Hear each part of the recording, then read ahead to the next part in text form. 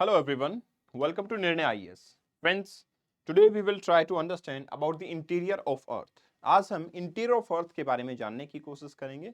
We will try to know कि कैसे हमें पता लगता है इंटीरियर ऑफ अर्थ के अंदर क्या है, और हम ये भी समझने की कोशिश करेंगे कि अर्थ के इंटीरियर में कौन सी लेयर देखने को मिलती है, क्या कॉम्पोजिशन देखने को मिलती है. साथ साथ में इंपॉर्टेंट चीज हम ये भी समझेंगे कि अर्थ के इंटीरियर में जो डिस्कंटिन्यूटीज आती हैं वो कौन सी डिस्कंटिन्यूटीज हैं और आखिर ये डिस्कंटिन्यूटी आती क्यों है. और इंपॉर्टेंट चीज ये भी है कि अर्थ का इंटीरियर एक से यूनिफॉर्मिटी में क्यों नहीं. भाई अर्थ का इंटीरियर में मैं बोल रहा हूं कि अलग अलग लेयर होती हैं. How we get to know, और ये लेयर हैं अलग अलग, तो ये लेयर हैं क्यों. तो इन सब चीजों को आज हम जानने और समझने की कोशिश करेंगे. देखिए, सोलर सिस्टम. सोलर सिस्टम में क्या है, सन एक स्टार है और स्टार के अराउंड बहुत सारे प्लेनेट अपने एक डेफिनेट ऑर्बिट के अंदर रिवॉल्व कर रहे हैं. Mercury, Venus, Earth, Mars, Jupiter, Saturn, Uranus, Neptune, बहुत सारे प्लेनेट हैं. इसमें जो थर्ड प्लेनेट है अर्थ, वो काफी इंपॉर्टेंट प्लेनेट है. और इंपॉर्टेंट इसलिए है क्योंकि हम वहां रहते हैं. इंपॉर्टेंट ये है कि जो अर्थ एज ए प्लेनेट है, इसके ऊपर हमें बहुत ही डाइवर्स टाइप ऑफ टोपोग्राफी देखने को मिलती है. कहीं माउंटेन, कहीं रेंजेस, कहीं प्लेटू, कहीं प्लेन एरिया. तो हमें ये लगता है कि ये डाइवर्सिटी काफी ज्यादा है, बट उतना ही डाइवर्स है अर्थ का इंटीरियर. तो today we will try to know कि अर्थ के इंटीरियर में क्या है. बाहर की चीजें तो हम बहुत बार देखते हैं, समझते हैं, महसूस करते हैं, लेकिन अर्थ के इंटीरियर में क्या है, इसको आज जानने समझने की कोशिश करेंगे. तो देखिए, अर्थ के इंटीरियर की अगर मैं बात करता हूं तो मुझे एक चीज पता लगती है कि सर, अर्थ को एक टेरेस्ट्रियल प्लेनेट की कैटेगरी में रखा जाता है. टेरेस्ट्रियल प्लेनेट की कैटेगरी का मतलब होता है सॉलिड सरफेस, जिसका आउटर सरफेस सॉलिड हो. मतलब क्या प्लेनेट का आउटर सरफेस सॉलिड के अलावा भी कुछ होता है? जी हाँ, ये जो आपके प्लेनेट आपको दिख रहे हैं ना, ये सारे जायंट प्लेनेट हैं और इनका outer surface gaseous in nature है. तो मतलब जरूरी नहीं है कि हर एक प्लेनेट का आउटर सरफेस सॉलिड हो, बट अर्थ का सरफेस सॉलिड है. अब सवाल ये आता है कि क्या अर्थ का इंटीरियर भी सॉलिड है. Let us see and let us understand. उससे पहले एक बेसिक क्वेश्चन के बारे में मैं आंसर देना चाहूंगा कि sir, why the interior of earth is different. ऐसा इसलिए है क्योंकि एक वर्ड आता है डेंसिटी डिफरेंशिएशन. ये क्या होता है? देखिए, डेंसिटी डिफरेंशिएशन का मतलब होता है जब भी हमारे पास कोई भी एक सॉल्यूशन देखने को मिलता है, मल्टीपल आपके पार्टिकल्स देखने को मिलते हैं, मल्टीपल मेटल्स एक जगह पे मेल्ट करके अगर हम रख लेते हैं, मल्टीपल मटेरियल किसी भी सॉल्यूशन में होते हैं, तो वो हमेशा अपनी डेंसिटी के अकॉर्डिंग अपने आप को अरेंज करते हैं. मैं एक सिंपल सा एग्जांपल देता हूं. अगर ऑयल और वाटर को मिक्स कर दिया जाए तो ऑयल की लेयर अपने आप को अपर लेयर पे सेटल कर लेगी, क्योंकि ऑयल की लेयर अपने आप को अपर लेयर पे इसलिए सेटल कर लेती है क्योंकि वो हल्की होती है, वाटर हैवी होता है. सिमिलरली आइस और वाटर का ले सकते हो, आइस फ्लोट करती है क्योंकि वो हल्की होती है. दैट्स वाई जो मटेरियल अर्थ के आउटर सरफेस पे हैं वो लाइट मटेरियल होते हैं, जो मटेरियल अर्थ के इंटीरियर में है वो आपके हैवी मटेरियल होते हैं. तो डेंसिटी डिफरेंशिएशन की वजह से यहाँ पे हमें क्या होता है, ये अरेंजमेंट नजर आती है कि आइडियली आपके अपर सरफेस पे लाइट मटेरियल और हैवी मटेरियल लोअर सरफेस पे या बॉटम में देखने को मिलेंगे. एक और इंपॉर्टेंट चीज ये है कि अर्थ जब बनी थी तो ये हॉट गैसियस नेबुला की फॉर्म में थी, कंडेंस हुई और अर्थ फॉर्म हो गई. जब कंडेंस हुई अर्थ तो it is looking like samosa. मतलब ये कि जैसे समोसे के अंदर आउटर लेयर जो है वो ठंडी हो जाती है, लेकिन इंटीरियर जो आपकी स्टफ होता है वो फिर भी गर्म रहता है. Same thing is happening here कि जो आउटर पार्ट है वो ठंडा हो गया है, लेकिन इंटीरियर पार्ट अभी भी गर्म है. अर्थ के बॉटम पे आप जाओगे तो टेम्परेचर राइज होता है, वो टेम्परेचर इतने रेट से राइज होता है कि आप उसको बियर नहीं कर सकते. So now we will try to know कि एग्जैक्टली अर्थ के इंटीरियर में क्या है. तो देखिए, स्टडीज ये कहती हैं कि अर्थ को 3 लेयर में डिवाइड करते हैं, क्रस्ट, मेंटल एंड कोर. जो क्रस्ट वाला पार्ट होता है आपका, ये सबसे आउटर मोस्ट लेयर है. क्रस्ट जो है आपका, वो आउटर मोस्ट लेयर है अर्थ सरफेस की. मेंटल की जब बात करते हैं तो मेंटल आपके इंटीरियर साइड के ऊपर देखने को मिलता है. अप टू 2900 किलोमीटर क्रस्ट से आपका मेंटल आता है. और कोर की अगर मैं बात करता हूं तो कोर आपका इनर मोस्ट लेयर के तौर पे देखने को मिल जाता है. मतलब ओवरऑल हम अर्थ को 3 लेयर में डिवाइड कर सकते हैं, क्रस्ट, मेंटल एंड कोर. सवाल ये है कि sir, how we get to know कि अर्थ को 3 लेयर में डिवाइड कर सकते हैं. क्यों अर्थ ऐसा नहीं है कि earth is looking like a ball, तो एक सॉलिड बॉल हो सकती है. क्यों ऐसा नहीं है कि अर्थ में भी एक हॉलो बॉल हो सकती है. तो अर्थ के सिग्निफिकेंस या इंटीरियर के बारे में हमें कैसे पता लगा कि अर्थ के अंदर 3 लेयर है, और ये 3 लेयर जो हैं ये कैसी हैं, सॉलिड हैं, लिक्विड हैं, गैसेस हैं, आखिर इनकी कॉम्पोजिशन क्या है, इन सब के बारे में हमें जानना और समझना है। तो देखिए, अर्थ का इंटीरियर कुछ ऐसा दिखता है। आपको अलग अलग लेयर जो हैं वो इस तरीके से नजर आ जाती हैं। इन लेयर के अंदर जो मैंने बोला कि क्रस्ट, मेंटल, कोर, इवन ये मेंटल जो है वो भी डिवाइड होती है, कोर जो है वो भी डिवाइड होता है, inner mental, outer core, inner core, ठीक है ना। इस बेसिस पे यहाँ पे भी डिवीजन होता है। तो I will let you know कि डिवीजन होता क्यों है और हमें कैसे पता लगा कि अर्थ के इंटीरियर में एक्चुअली क्या क्या मुझे मिल सकता है। देखो,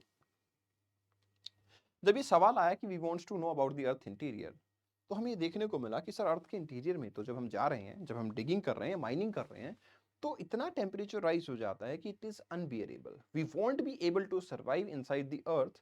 तो ये तो सीक्वेंस और ये सिचुएशन हमें नजर आती है। अब अगर ऐसी कंडीशन है जिसमें हम सर्वाइव ही नहीं कर सकते, तो now there is a question कि फिर अर्थ के इंटीरियर में पता कैसे लगेगा। क्या हम अर्थ के इंटीरियर को इतनी डीप डिगिंग किसी ऐसे इंस्ट्रूमेंट से करने वाले हैं जिसके बारे में शायद हम जानते ही नहीं है और वो हमें कुछ बताएगा इंटीरियर के बारे में। तो देखिए, अर्थ की लगभग रेडियस है 6370 किलोमीटर, जिसमें हमारे पास दो टाइप के सोर्सेज होते हैं जो अर्थ के इंटीरियर को स्टडी करने में हेल्प करते हैं। अदरवाइज कौन से? डायरेक्ट और इनडायरेक्ट। हाँ, ये अश्योर है कि आपका कोई भी बंदा अर्थ के सेंटर तक नहीं पहुंच सकता, क्योंकि वहां तक जाके वहां से सैंपल लाना इज इम्पॉसिबल। वहां टेम्परेचर इतना हाई है, approximately more than 6000 degree Celsius temperature देखने को मिलता है, विच इज अनबियरेबल।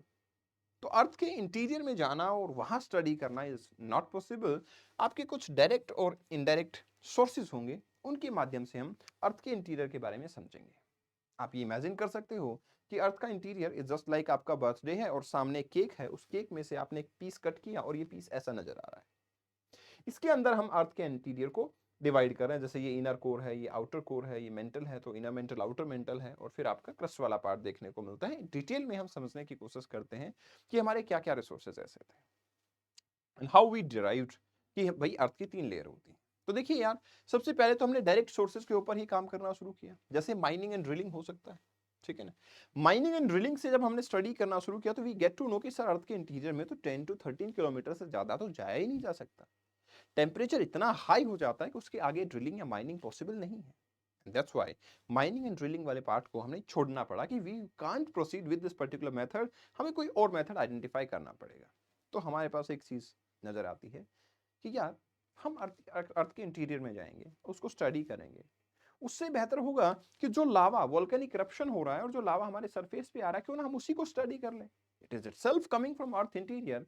तो बैठे बिठाए जन्नत दिखाए, हमें कहीं जाने की जरूरत ही नहीं पड़ेगी। सीधा सीधा यहाँ से लावा आएगा आपका और आप उसको स्टडी कर लोगे। उससे आपकी कंपोजिशन भी पता लग गई, लावा क्योंकि लिक्विड फॉर्म में आता है तो हमें स्टेज भी पता लग गई। बट अनफॉर्चुनेटली मुझे ये नहीं पता कि ये लावा कितने किलोमीटर से आता है, 300, 400, 1000, 1500 किलोमीटर। लेकिन अर्थ की रेडियस तो 6371, मतलब मोर देन 6000 किलोमीटर देखने को मिलती है, 6400 किलोमीटर अप्रोक्सीमेटली। तो मतलब आप जब वॉल्केनिक इरप्शन या फोल्ड्स के बारे में बात करते हो तो सुनने में ठीक है, बट ये ऑथेंटिक सोर्स होना पॉसिबल नहीं। बहुत सारे डीप माइनिंग प्रोजेक्ट हमने चलाए लेकिन वो काम नहीं किए। हमें एक चीज इंपॉर्टेंट नजर आती है कि थोड़ी हेल्प हमें जरूर मिली इससे, कि जब हमने अर्थ के इंटीरियर में जाना शुरू किया तो हमें पता लगा कि यस, प्रेशर भी बढ़ता है, टेम्परेचर भी आपका बढ़ता है। तो प्रेशर और टेम्परेचर जब इंक्रीज हो रहे हैं towards the depth, deeper depth, तो उससे हमें ये तो डिड्यूस हो ही गया कि यार अर्थ का इंटीरियर जो है काफी हॉट है, मोबाइल है, और काफी ज्यादा बेसिकली हाई टेम्परेचर और प्रेशर कंडीशंस है जो कि ह्यूमन के बस में नहीं है कि हम उसमें सर्वाइव कर सकें। जब वॉल्केनिक इरप्शन की बात आई तो वॉल्केनिक इरप्शन भी रिजेक्ट हो गया, क्योंकि लावा पता नहीं कितने किलोमीटर से आ रहा है। बट हाँ, कुछ तो इन्फॉर्मेशन हमें दे ही देता है। तो लावा की स्टडी से हमें बहुत सारी हेल्प मिली, ऐसा नहीं है कि लावा की स्टडी से हमें कोई मदद नहीं मिली।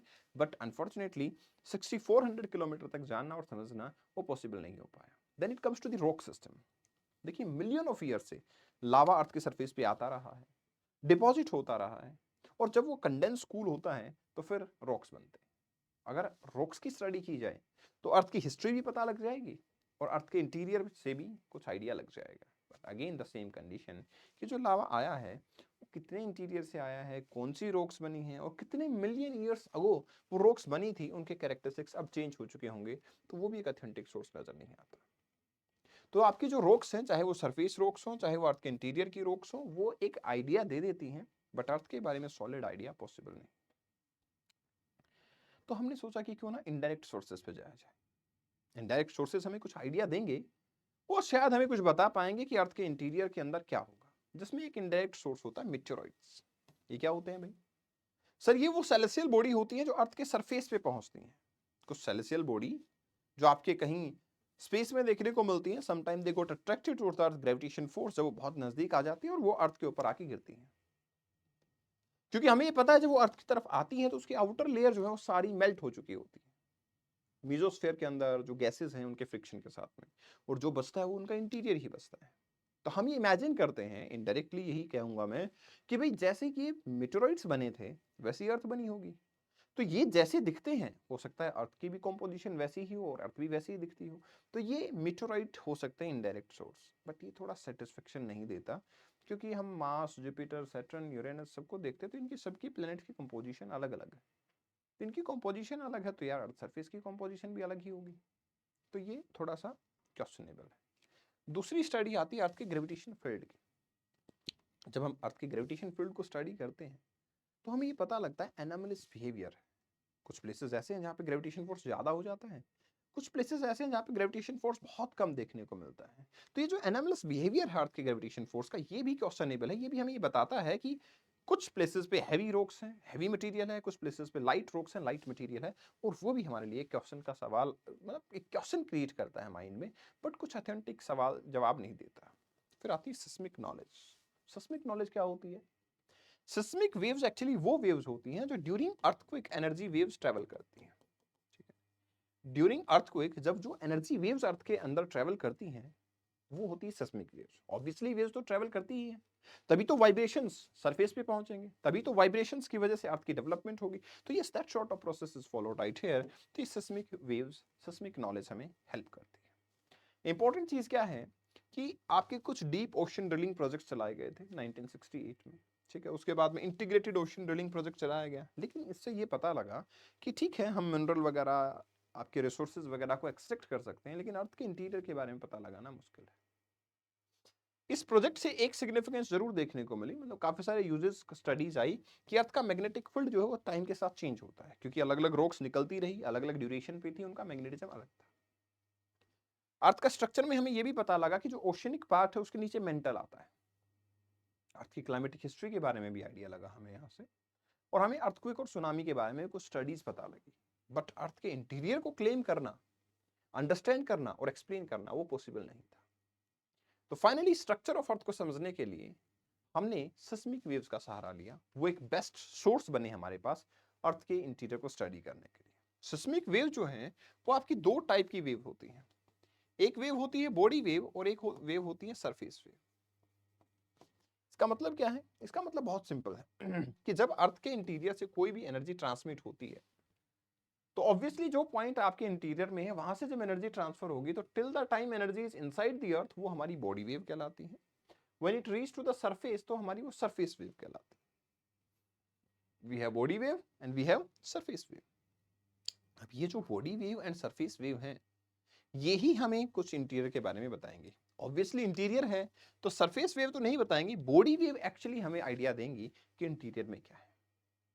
तो इनकी स्टडी करके हमें पता लगा था क्रस्ट, मेंटल एंड कोर है, बट पहले मैं आपको स्टडी करवाता हूं। क्या स्टडी करेंगे? इनकी दो प्रॉपर्टीज बहुत इंपॉर्टेंट है जिनको हम समझेंगे। एक प्रॉपर्टी होगी इनके स्पीड को एनालाइज करेंगे हम, दूसरी प्रॉपर्टी होगी कि ये प्रोपोगेट कर पा रही हैं वेव्स या नहीं कर पा रही हैं, ये आपका मूव भी कर पा रही हैं या नहीं कर पा रही हैं, ये भी हम एनालाइज करेंगे। तो हमारे पास बॉडी वेव में दो टाइप की वेव होती है, one is primary wave, another is secondary wave. Primary waves वो वेव्स हैं जिनकी अपनी प्रॉपर्टी है कि वो सॉलिड, लिक्विड, गैसेस सब में से ट्रेवल कर सकती हैं और फास्टेस्ट होती है। Solid, liquid and gases. Secondary wave can only travel through solid. ये कैरेक्टरिस्टिक्स हैं इनके, और इन कैरेक्टरिस्टिक्स से हमें काफी सारी आउटकम्स पता लगती हैं। ठीक है, काफी सारी ऑब्जर्वेशंस पता लगती हैं, हम बहुत सारे आउटकम्स इससे निकाल पाते हैं। क्या निकाल पाते हैं? चलिए मैं समझाता हूं। देखो हुआ क्या, जब हमने अर्थ के इंटीरियर को स्टडी करना शुरू किया और जब हमने इन वेव्स को ऑब्जर्व किया तो हमें ये पता लगा कि एक लिमिट के बाद आपकी जो सेकेंडरी वेव है वो ऑब्जर्व ही नहीं होती। मतलब जैसे मान लो ये पॉइंट है, ठीक है ना, ये एक पॉइंट है जो कि आपका एनर्जी पॉइंट है, जहां से एनर्जी ओरिजिनेट हुई है, ठीक है, फोकस है। यहां से प्राइमरी वेव ट्रेवल कर रही थी, सेकेंडरी वेव ट्रेवल कर रही थी। सेकेंडरी वेव का कुछ ऐसा शेडो रीजन नजर आता है कि सेकेंडरी वेव यहां तक नजर आ रही थी, यहां तक नजर आ रही थी, इसके बाद ये पूरा रीजन जो है आपका वो सेकेंडरी वेव का शेडो रीजन है। एक्चुअली इसका मतलब क्या है? इसका मतलब बिल्कुल ये है कि हो सकता है इस प्लेस के ऊपर लिक्विड या गैसेस में से कुछ आ गया होगा, इसलिए जो सेकेंडरी वेव यहां तक पहुंच पा रही थी वो आगे ट्रेवल ही नहीं कर पाई, क्योंकि उनकी प्रॉपर्टी वो सिर्फ सॉलिड से ट्रेवल करती है। इस ऑब्जर्वेशन से हमें ये पक्का हो गया कि अर्थ के इंटीरियर में लिक्विड तो जरूर है, हो सकता है गैसेस भी। अब हमने क्या किया, हमने प्राइमरी वेव्स को स्टडी करना शुरू किया। I am drawing primary waves with yellow colour. जब हमने प्राइमरी वेव को ड्रॉ किया तो हमें पता लगा कि प्राइमरी वेव तो यहां से पास हो रही है, लेकिन हाँ उनकी स्पीड कम है। और एक और इंपॉर्टेंट चीज, कुछ एरिया ऐसा है, छोटा सा ये पैच और छोटा सा ये पैच, जहां पे प्राइमरी वेव भी नहीं पहुंच रही है, प्राइमरी वेव भी जहां पे नहीं पहुंच रही है। अब ये क्यों ऐसा होता है? रिफ्रैक्शन की वजह से। आपने पढ़ा होगा कि जब भी एक लाइट एक मीडियम से दूसरे मीडियम के अंदर पहुंचती है तो वो अपने पाथ को चेंज कर लेती है, रिफ्रैक्शन कहते हैं इसको। तो यहां हुआ रिफ्रैक्शन, लाइट ने अपने पाथ को किया चेंज। इससे हमें पता लगा कि यस, मीडियम तो जरूर चेंज हो रहा है, सॉलिड पार्ट जो है वो खत्म होकर लिक्विड जरूर आ रहा है। फिर हमने प्राइमरी वेव की स्पीड की स्टडी की और हमें ये पता लगा कि सॉलिड में क्योंकि ये फास्ट ट्रेवल करती हैं तो दैट इज गुड। फिर ये स्लो डाउन हुई, मतलब लिक्विड आया। हैरानी की बात ये थी कि आफ्टर ट्रेवलिंग सर्टेन डिस्टेंस ये वापस से स्पीड पकड़ गई, मतलब इनकी स्पीड बढ़ी। तो होता ये है कि सॉलिड है, फिर लिक्विड में स्लो डाउन, तो वापस सॉलिड ही आ गया होगा, इसलिए ये क्या हो गई, वापस से स्पीड बढ़ गई। और इससे कंक्लूजन निकला सॉलिड, फिर लिक्विड, फिर सॉलिड। इसका मतलब अर्थ की 3 लेयर हमारे पास डिफरेंट देखने को मिलती है, राइट। 3 डिफरेंट अर्थ की लेयर जो है वो हमें यहाँ पे ऑब्जर्व होती है, ये हमें पता लगता है। तो वो 3 लेयर थी आपकी, crust, mental and core. Now important thing is कि सर क्रस्ट जो है वो तो काफी थिक होती है, तो क्या क्रस्ट की यूनिफॉर्मिटी ही देखने को मिलती है? Answer is no. क्रस्ट जो है यस अपर मोस्ट पार्ट है, थीनेस्ट पार्ट है। Different rocks, igneous, metamorphic, sedimentary, सभी टाइप के रॉक्स इसमें देखने को मिलते हैं। लेकिन जो क्रस्ट की डेंसिटी है, मटेरियल कॉम्पोजिशन है, उसके हिसाब से हम क्रस्ट को भी 2 पार्ट में डिवाइड करते हैं। एक होता है अपर क्रस्ट, एक होता है लोअर क्रस्ट। अपर क्रस्ट को आप कॉन्टिनेंटल क्रस्ट भी बोल सकते हो और लोअर क्रस्ट को आप ओशियनिक क्रस्ट के नाम से बोल सकते हो। जो अपर क्रस्ट है, क्योंकि वो कॉन्टिनेंटल क्रस्ट है, सबसे ऊपर हमें देखने को मिल रही है। इंपॉर्टेंट चीज ये है कि जो अपर क्रस्ट है आपकी वो लाइटर मटेरियल की होगी, लाइटेस्ट वन, क्योंकि सबसे हल्के होंगे तभी तो ऊपर है। तो वो होते हैं सिलिका, एल्यूमिना। तो सियाल से फॉर्मेशन होती है हमारे पास अपर क्रस्ट की, जिसको कि कॉन्टिनेंटल क्रस्ट बोलते हैं। तो यहाँ जो कॉन्टिनेंट आप देख रहे हो ना, ये वाला पार्ट, ये सियाल से बना हुआ है। और जो आपकी लोअर क्रस्ट है, जो कि आपकी ओशनिक क्रस्ट भी कहलाती है, ये बसाल्ट से बनी होती है, ये सीमा से बनी होती है। यहाँ पे सिलिका और मैग्नीशियम होता है, इसलिए ये सीमा बोली जाती है और ये कंपैरेटिवली हैवी होती है। हाँ, थिकनेस की बात करें तो जो कॉन्टिनेंटल क्रस्ट है इसकी थिकनेस ज्यादा होती है, यहाँ थिकनेस ओशन की कम होती है, क्योंकि ओशन बहुत डेप्थ पे होते हैं, ठीक है। अब क्रस्ट की प्रॉपर्टीज क्या है? तो देखो, क्योंकि ये सियाल लोअर डेंसिटी के हैं तो 2.7 ग्राम पर सेंटीमीटर क्यूब की डेंसिटी होती है। सीमा कंपैरेटिवली हैवी है, 3.5 ग्राम पर सेंटीमीटर क्यूब। थिकनेस की अगर मैं बात करता हूं तो ओशियनिक क्रस्ट जो है एवरेज, मतलब एवरेज ओशन के बिलो हम 5 किलोमीटर बोलते हैं और कॉन्टिनेंट के बिलो हमारे पास 30 किलोमीटर तक की थिकनेस देखने को मिलती है। अब आप एक चीज समझो, जब भी हम एक मीडियम से दूसरे मीडियम में जाते हैं तो यहाँ पे बीच में डिसकंटिन्यूटी आती है ना? यस, बिल्कुल आती है। डिसकंटिन्यूटी मतलब जो प्रॉपर्टीज थी वो डिसकंटिन्यू हो गई। तो बस हमने उस डिसकंटिन्यूटी को नाम दिया कि आप जब सियाल से सीमा पे जाते हो, जब आप क्रस्ट से ओशियन के ऊपर सरफेस पे पहुंचते हो तो एक डिसकंटिन्यूटी आती है जिसका नाम है कॉनराड डिसकंटिन्यूटी, ठीक है। ये इंपॉर्टेंट है, आप इसको याद रखें। सेकंड लेयर पे आप जब पहुंचते हो तो वो मेंटल है। मेंटल का एक्सटेंट की बात करूंगा तो क्योंकि आप ओशियनिक क्रस्ट से मेंटल पे आएंगे तो मोर डिसकंटिन्यूटी आएगी और वहां से लेके 2900 किलोमीटर तक आपका मेंटल है। मेंटल की डेंसिटी क्योंकि भाई क्रस्ट से तो हैवी होगा, 4.5 ग्राम पर सेंटीमीटर क्यूब है। मेंटल में पायरोक्सिन, ओलेवाइन, ठीक है ना, ये सब एम्फिबोलाइट, ये सब देखने को मिलते हैं as a material composition. Mantle भी 2 पार्ट में डिवाइड होता है, upper mantle and lower mantle. जो अपर मेंटल है उसकी रेंज है 403 से 660 किलोमीटर तक क्रस्ट से। हमें पता लगता है कि मेंटल का जो अपर पार्ट है सर वहां तक पहुंचते हैं तो ये टेम्परेचर बढ़ना स्टार्ट होता है और टेम्परेचर 900 डिग्री सेल्सियस तक पहुंच जाता है। अपर मेंटल जो है वो क्योंकि क्रस्ट सॉलिड था, उसके बाद अपर मेंटल में टेम्परेचर 900 डिग्री सेल्सियस तक पहुंच रहा है, तो यस धीरे धीरे वो लिक्विफाई होता है। लिक्विफाई तो क्या होता है, वो जेल टाइप स्ट्रक्चर देखने को मिलता है, सेमी सॉलिड हो जाता है। लेकिन लोअर मेंटल तक जाते जाते यस टेम्परेचर और बढ़ जाता है और वो मच हॉटर हो जाता है और लगभग 3700 डिग्री सेल्सियस तक ये पहुंच जाता है। जब आप अपर मेंटल से लोअर मेंटल पे आते हो तो अगेन एक डिस्कंटिन्यूटी आती है जिसको रेप्टाइल डिस्कंटिन्यूटी के नाम से जानते हैं। और फिर ये जो अपर मेंटल है इसके अंदर भी दो इंपॉर्टेंट चीजें आती हैं। क्या? देखो, आपने पढ़ा कि सर जो पार्ट बाहर है, क्रस्ट है, वो सॉलिड है। मैंने ये ड्रॉ कर दिया कि ये थिकनेस जो है ये क्रस्ट की है और क्रस्ट सॉलिड है। उसके बाद में आपने पढ़ा कि सर मेंटल में थोड़ा सा जेल स्ट्रक्चर शुरू होता है, upper mental lower mental. But आप मुझे बताओ कि क्या एकदम से जेल आ जाएगा? ये थोड़ा सा पार्ट तो मेंटल का भी सॉलिड रहेगा फिर जेल आएगा। सर नेचुरल सी बात है, ग्रेजुअल चेंज होता है, एकदम से कोई चेंज नहीं होता। अगर ग्रेजुअल चेंज होगा तो जो मेंटल का पार्ट सॉलिड है ना वो, और ये जो क्रस्ट वाला पार्ट, इस पूरे को मिला के एक नाम दिया जाता है लिथोस्फेयर।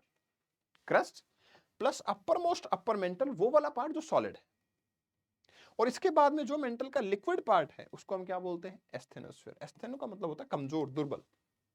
तो क्योंकि वो जेल स्ट्रक्चर है तो वो एस्थेनोस्फेयर है। काफी सारे ज्योग्राफर का तो कहना ये भी है कि लिथोस्फेयर एस्थेनोस्फेयर के ऊपर फ्लोट करता है। लिथोस्फेयर एस्थेनोस्फेयर के ऊपर क्या करता है? फ्लोट करता है। ऑब्वियसली लाइटर मटेरियल है, हैवी मटेरियल है, फ्लोट कर सकता है। जैसे आइस फ्लोट करती है आपकी वाटर पे, बस वैसा ही कुछ।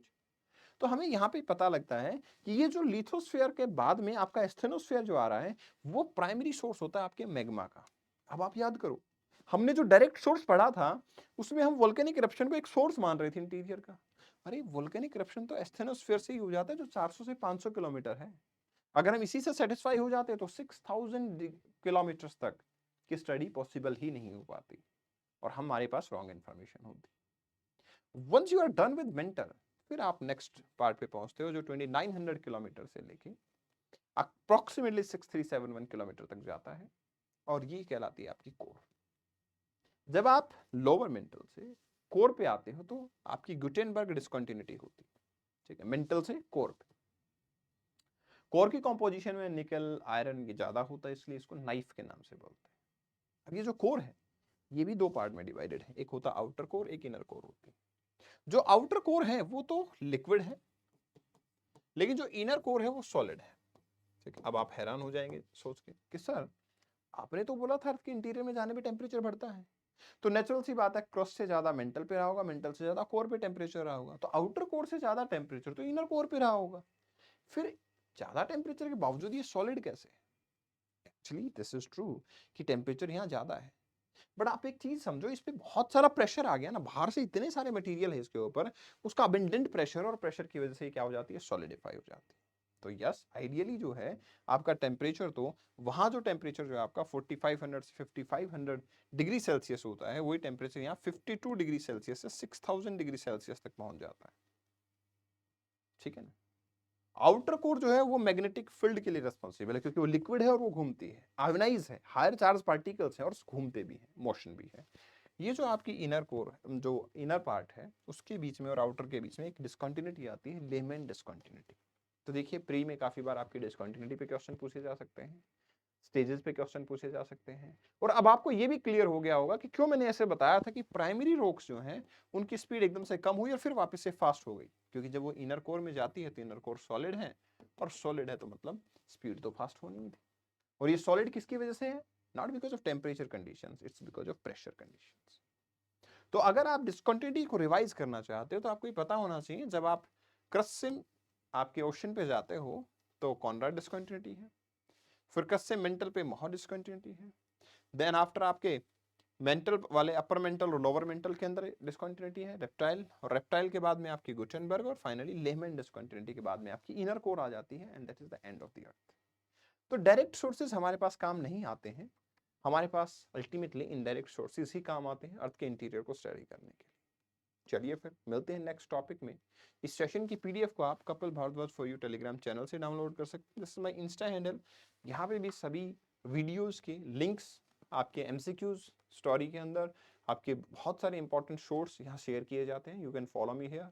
और नेक्स्ट टॉपिक आपको क्या पढ़ना है आप कमेंट सेक्शन में डेफिनेटली मेंशन कर सकते हैं। I will make a video on it. Thank you very much. Best wishes. Bye bye.